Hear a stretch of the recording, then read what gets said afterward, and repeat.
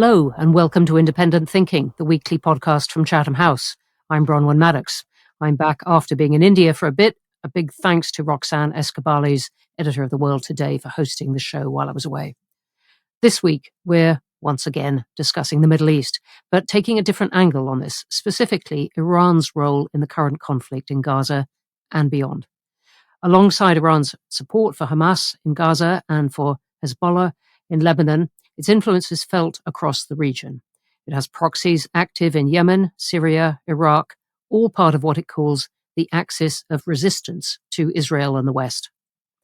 As Israeli ground forces move deeper into Gaza, will Iranian ambitions be the deciding factor in the question of whether the conflict escalates into a wider regional war? That's one thing we'll be talking about. Many people have asked exactly that.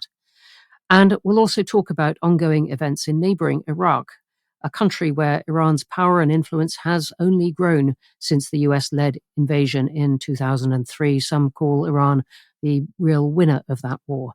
This week at Chatham House, we had our Iraq Initiative Conference, the fourth year we've done that, a terrific gathering for 2 days. We'll talk about some of the critical issues that came up and discuss where the country is going. Joining me down the line is Shashank Joshi, the Economist defense editor. Welcome back. Hi, Bronwen. Thanks so much for having me on again. Great to have you here. Joining us as well is Dr. Sanam Vakil, the director of our Middle East and North Africa program, often on this podcast. Welcome. Thank you for having me back, Bronwen. Great to have you here as well. And finally, in the studio with me is Dr. Renard Mansour, a senior fellow with our MENAR program. Welcome. Thanks, Bronwen. Very good to have you, and well done with the conference yesterday with you and Sanam. Well, let's start off with this question of Iran's role in Gaza and beyond in the region. And Sanam, perhaps I can start with you, of just perhaps teasing out for us what role Iran is playing in the current Hamas-Israel conflict. It is a controversial question because you have many different opinions. In this current conflict, Iran should be known as a longtime supporter, backer of Hamas. And Hamas is part of Iran's broader support network known as the Axis of Resistance that includes groups like Lebanon's Hezbollah, other groups in Iraq, the Houthis in Yemen, and also proxies in Syria. Iran has interestingly disavowed its role and participation on the horrific attacks of October 7th. And it is trying to, at the same time, use the attacks and use the war as an opportunity to push forward with its longer-term objective, which is to weaken Israel and the U.S.'s role in the Middle East. And it's got a closer relationship with Hezbollah than it does with Hamas by some way. And Hezbollah, obviously, a significant military force. What do you make of the shelling and the skirmishes that there have been over the northern Israel border? Well, Hezbollah, it plays a very important role. It's a partner with Iran. It has larger influence than is often described and ascribed to Hezbollah. Hezbollah and Israel had a big conflict back in 2006. And that was a moment where we saw Hezbollah's power and potential against Israel. And there's a lot of expectation, or there has been, that Hezbollah might join in this conflict and we might see a broader regional war. Hassan Nasrallah, Hezbollah's leader, last Friday, in a much anticipated speech. Very long speech. Very long, far too long for what he said. But he made clear, interestingly, that alongside Iran, he too was not a party to the October 7th attacks. But like Iran, their goals are to lessen the impact of Israel's military incursion by perhaps provoking and distracting on the northern border. And I don't think that for the time being, he intends to escalate and instead, like Iran, is playing a longer game, perhaps preparing for a longer term confrontation as the war might take other turns.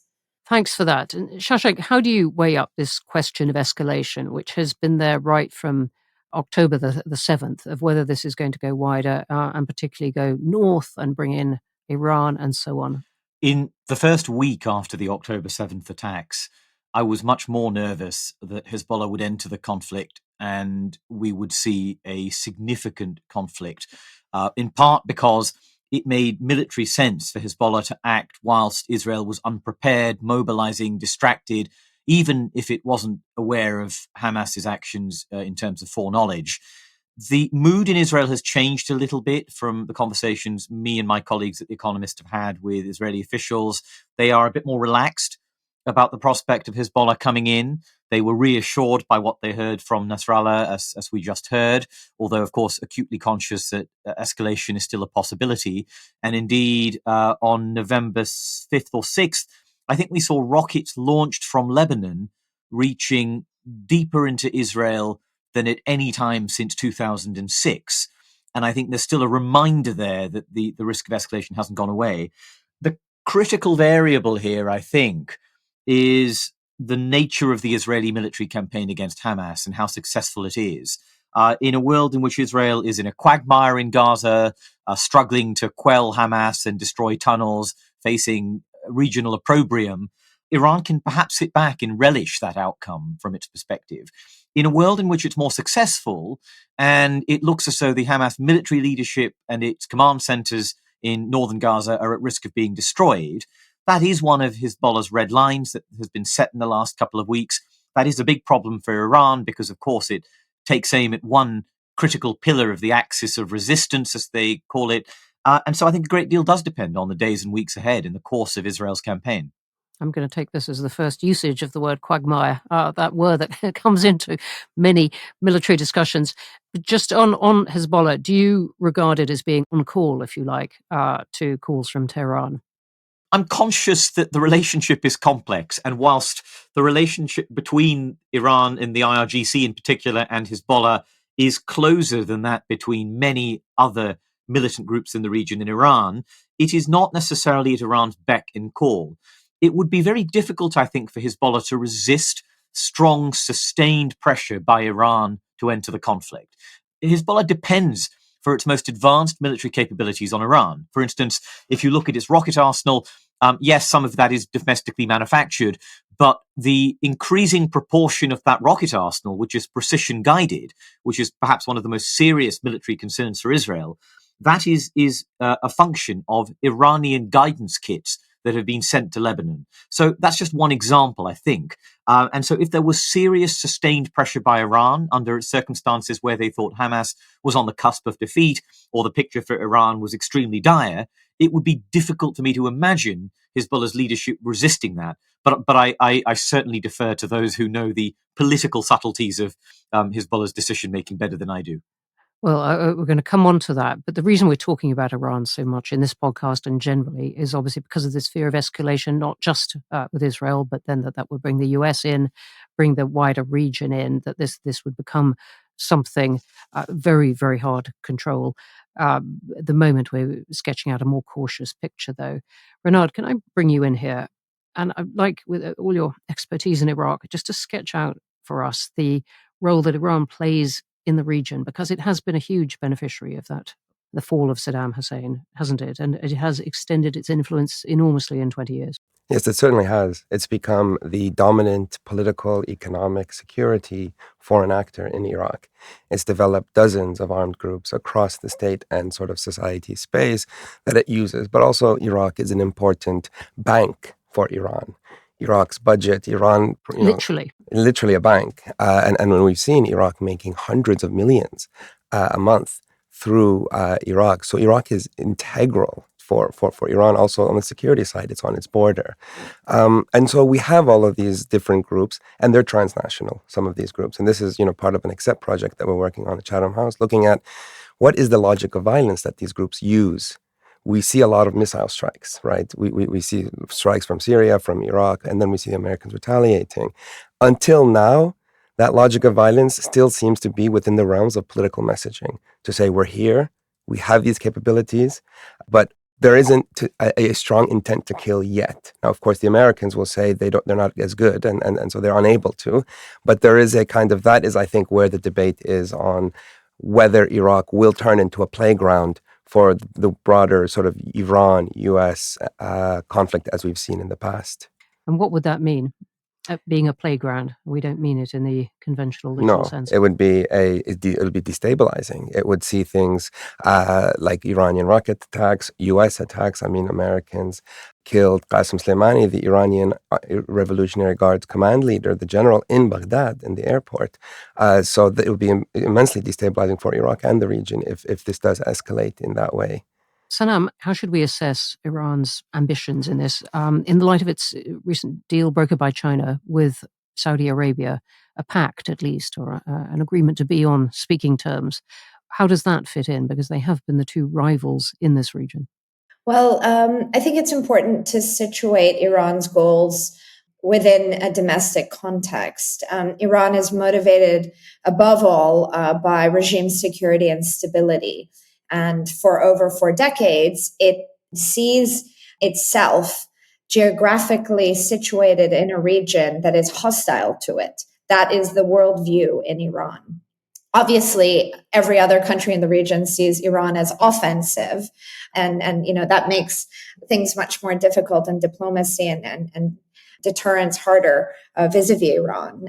But against a backdrop of security and stability, we have to think about Iran's broader tensions with the United States, and particularly since the Trump administration withdrew from the Iran nuclear agreement in 2018, tensions accelerated significantly, and Iran was subject to what are known as maximum pressure sanctions. All entities, if not most government officials, are now sanctioned by the US government and Europe and the UK in different orders. And since then, more decisively, the Islamic Republic has been trying to push back against maximum pressure economically in Iraq and in other states. Militarily, it has shown its ability to pressure its neighbors in and across the Gulf. The UAE and Saudi Arabia were subject to Iranian missile attacks and attacks on shipping and tankers in 2019 and 2020. So it's in this context that Iran has also been looking to restore diplomatic ties with the UAE and Saudi Arabia, and it succeeded to do that with the UAE. But Saudi Arabia was a harder nut to crack, and tensions, of course, are historical, but also structural. And the 2023 March agreement brokered by China was a very important turning point for Iran. It has restored ties with almost all countries across the Middle East, and it sees that as a sign of its stability, its regional integration. And of course, that showcases the limits of American power and American influence in the Middle East. I'm really struck by the tone of, if you like, stability almost, but of careful calculation that's coming into this conversation. And Shashank, I wondered if you agreed with that. I mean, this is a picture of Iran forging these alliances and so on. And yet, for other countries, and Israel is one of them, they're seeing spikes of tension, of aggression, whether it is in Lebanon or Yemen or whatever. It's all very calculated violence. And to people looking at this from a non-specialist perspective, or who are not familiar with the region, may think a rocket is a rocket. But of course, it depends on so many other factors. Who fired the rocket? Was it Hezbollah? Was it Hamas in southern Lebanon? Where did it land? Was it Shaba Farms, in an area where there is a history of almost ritualistic exchange of fire? Or was it deeper into Israel in a way that signals a novel breach of previous red lines? Was it sustained? Was it retaliatory, tit for tat? Or was it unprovoked? And of course, we see this, I thought, a really interesting example of on October 31st of a launch from Yemen, a suspected Houthi launch, may have been an Iranian launch, but we can't know for sure without more evidence. That was this astonishing long-range ballistic missile launch from Yemen towards Israel. And on the one hand, it was unprecedented. This is, by my calculation, the longest range ballistic missile firing in war we've ever seen in history at all, full stop. And it's coming out of the Houthis. It's intercepted by Israel's Arrow missile defense system, the first time that missile defense system is ever used in anger for a surface-to-surface missile. And it was intercepted for the first time ever, for any interception, in what we call exo-atmospheric conditions. In other words, to you and me in space. So on the one hand, this is this extraordinary missile launch that appears to be highly escalatory.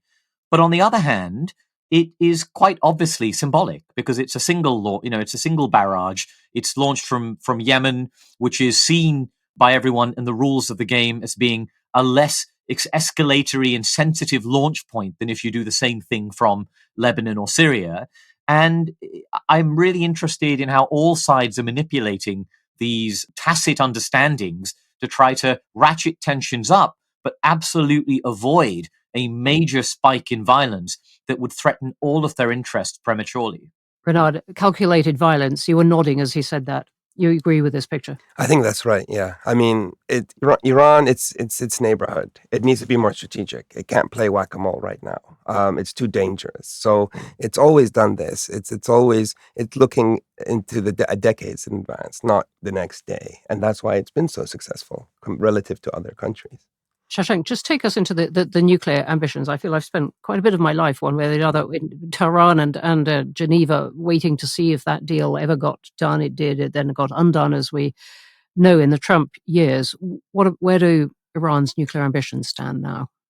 I think there's three interesting things, Bronwen. One of them is, even before this war, as you know very well, Iran's nuclear program was dramatically expanding beyond the limits of the JCPOA, the nuclear deal that was signed in 2015 and abrogated famously by the Trump administration in 2018. So we were already in a pretty bad place, right? Iran had accumulated enriched uranium at levels that you and I, had we been assessing these 10 years ago when we were tracking the nuclear program, would have thought, my God, this is a huge problem, a crisis, and a risk of an Israeli airstrike is imminent.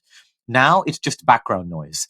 The second thing is all of this is occurring amid a sense of domestic flux in Iran, with reformists sidelined, the aftermath of serious protests, regime insecurity, and the looming prospect of succession, with the supreme leader quite old, ailing, potentially will die at some point. And one question is, if the IRGC consolidates its grip on power in Iran, it has been the dominant force behind the Iranian nuclear program for so many years, for decades. So what does that mean for Iran's nuclear ambitions? And the third thing is this war itself and what that means for the nuclear program. And I'd say on the one hand, it means if you're an Israeli official, you're looking at Iran and thinking, we misjudged Hamas and its genocidal intentions on October 7th. We're not going to make the same mistake. And I'm already seeing Israeli officials suggest the Hezbollah problem has to be dealt with. Even if Hezbollah doesn't attack them, maybe they have to preemptively attack Hezbollah. And the same dynamic will be going on with Iran. Specifically with Iran's nuclear program, I mean, should we assume that Iran essentially has the bomb? Well, it's a threshold state. It has advanced nuclear technology. It's worked on warhead technology. And if you're an Iranian official and you see that and you know that, and you are also seeing this incredible flux with your proxy groups, maybe Hamas being defeated, how are you going to revise your assumption about the utility of a nuclear bomb for regime security? And I fear the likelihood of an Iranian decision to break out has gone up. I'm not saying it's likely or probable, but it has gone up now. Sanam, Shashank was saying that he was describing the instability, the concern about the regime, about succession. He said the supreme leader potentially will die at some point. I think without heresy, we can say he will. How is Iran going to manage this transition? I just want to come back to something Shashank said, because I strongly agree that the likelihood of an Iranian breakout is increasing. It began to accelerate in my mind through the war in Ukraine, where I think that Iran has looked at Russia and Russia's position and seen the value of nuclear weapons. And I think now, as Shashank laid out with regards to the proxies, it's highly likely that Iran will accelerate its program depending on the trajectory of tensions between Iran and Israel, particularly if they become quite direct and kinetic. But to the domestics, we've been sort of Khamenei watching for quite a while. Myself included, have thought his death would be earlier than it is. Clerics live a long life, comfortable life, they say in Tehran. And that's the joke on the streets. The problem is we don't know exactly how the succession is going to be managed. And I think that's what is creating a lot of internal pressure. There is a constitutional mandate for the process that requires a body known as the Assembly of Experts to nominate and elect the next supreme leader. But, anything and everything is on the table. Khamenei hasn't designated a successor, nor has he sort of winked at anybody. There are going to be elections in Iran in the spring of next year, parliamentary elections, but also assembly of expert elections. And these are going to be important to watch, not because we're suddenly going to see a swath of reformists coming into the assembly of experts, but these candidates will be the individuals that will likely elect or select the next supreme leader. And the body is primarily conservative. And the assumption is that the next supreme leader will come from within that body himself. So people who are blocked or barred from running, like former President Hassan Rouhani or Hassan Khomeini, the grandson of Ayatollah Khomeini, could be sort of indicative of future candidacy. Well, we'll have to wait and see, as you're saying, but let's turn now to talk about Iraq directly. We mentioned it already, but let's go straight for that question. Chatham House has, as I said before, been running a 2-day conference this week about Iraq and where it is just a bit over 20 years after the US-led invasion. And Renard, I wondered if you could take us into that and the state of the country at the moment, and indeed the state of its relations with the US. Yeah, sure. I mean, this is 20 years since 2003. So that's been, a lot of discussion has actually been looking back. What can we learn? Iraq is a country, like many in the region, that go through these cycles of conflict, where you have a military victory, a political settlement, that just collapses. And this has happened multiple times in the last 20 years. What has been missing, and something that the discussions have been concerning and sort of talking about at this conference, have been the issue of accountability. How do you install accountability into a political settlement after a military victory? What does that mean? So this means you can have democracy. You can have elections. So you mean by that the basic thing of people electing? Yes, people electing leaders. You can have you could have elections. You could have a judiciary. You can have freedoms enshrined in a constitution. But if you have elites with impunity, if you don't have the rule of law, that democracy isn't going to succeed, and it has not succeeded in Iraq. That's the state that we're in. So at the moment, things seem okay in Iraq. It's relatively stable. We don't have groups like ISIS and that conquering territory. The economy is okay based on an oil price that's been relatively stable. But the roots of violence are still there. The roots of conflict are still there. So what we're doing at the Iraq Initiative at these conferences is trying to think outside the box in more imaginative ways. How can we, knowing that political settlements based after immense violence don't work, how do we start actually putting accountability in? How can we agree to put a bit more rule of law and to start to sort of make sure that there are checks and balances on all of Iraq's leaders and the elites to ensure a bit more of a sustainable reform program moving forward that could ultimately change this trajectory of conflict and cycles of conflict? This is so interesting because what you're describing is what the US, if you like, jumped over in the beginning, hoping all these things would come to pass. What are the kind of suggestions you're coming up with? Can you have a bit more rule of law?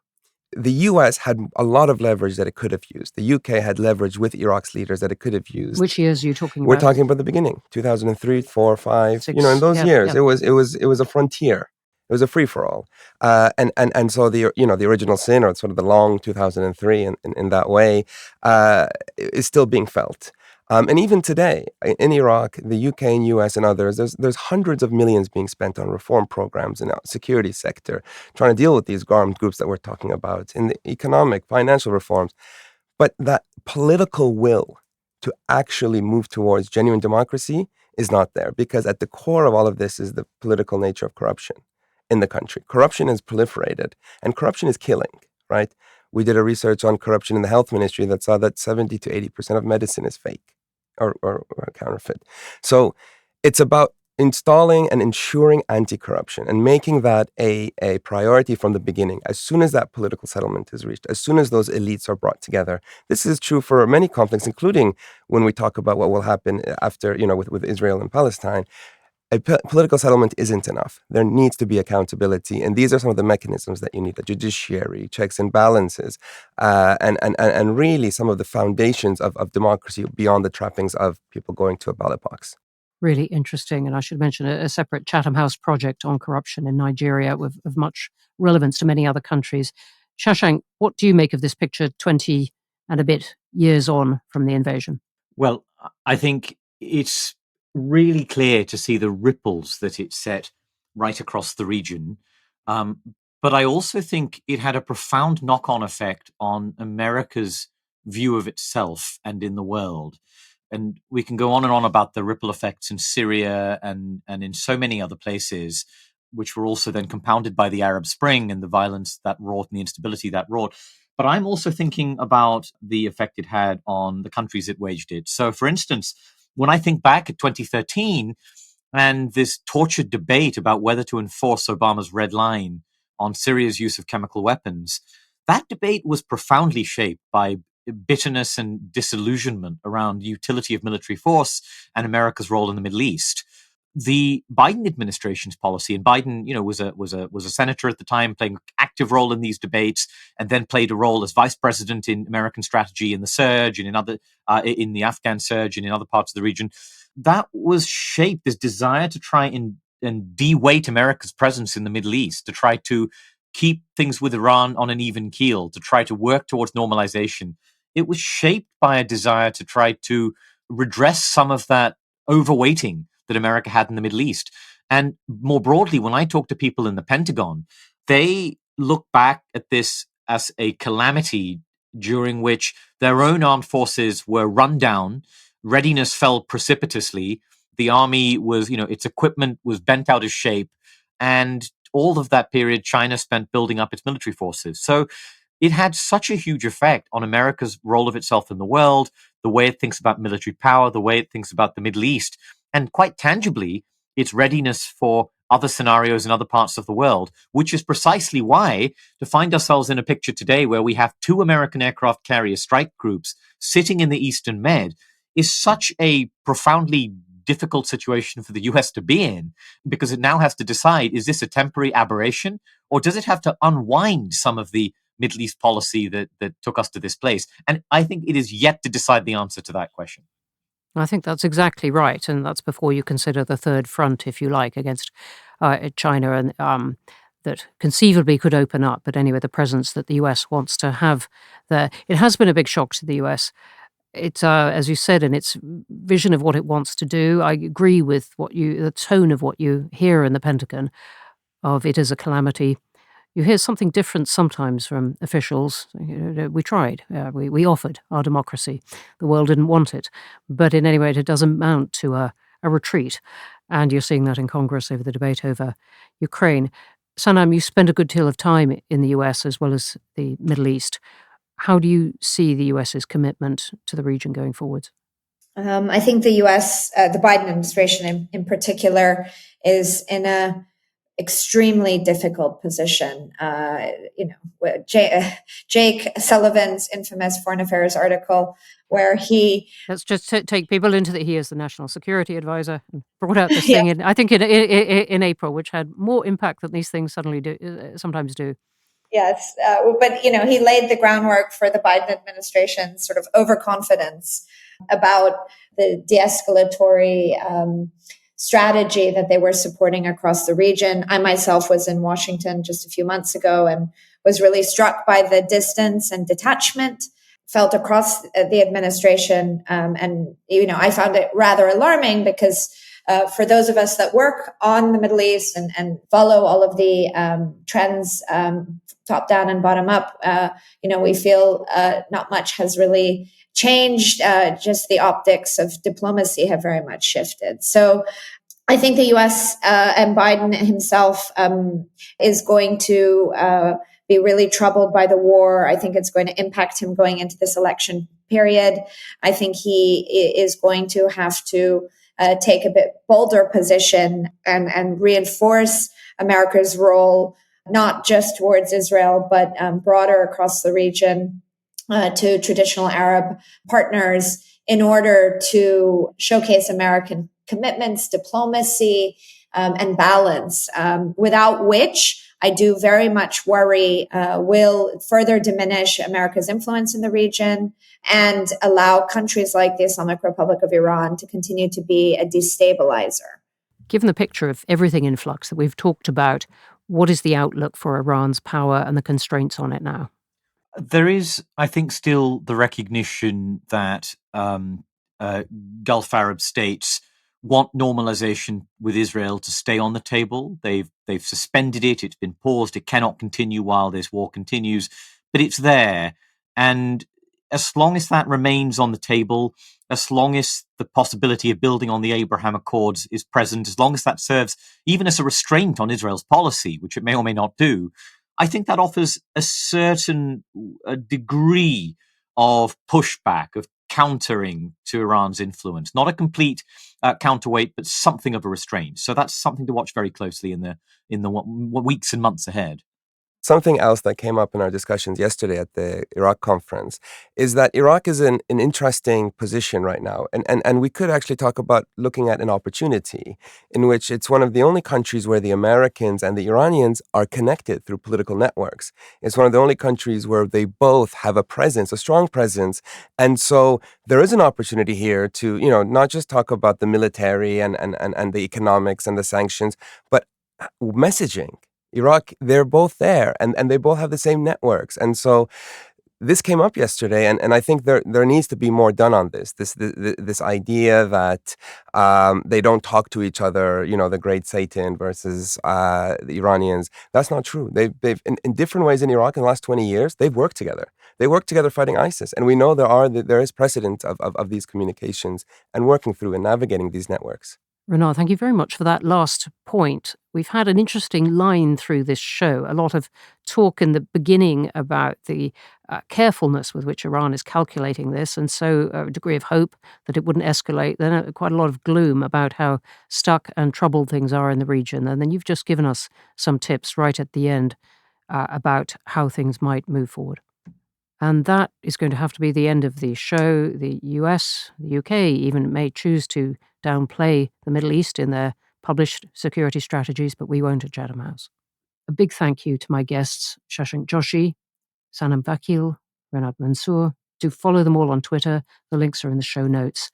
And a reminder that you can find all of our podcasts on Apple, Spotify, all the major platforms, as well as through our social media.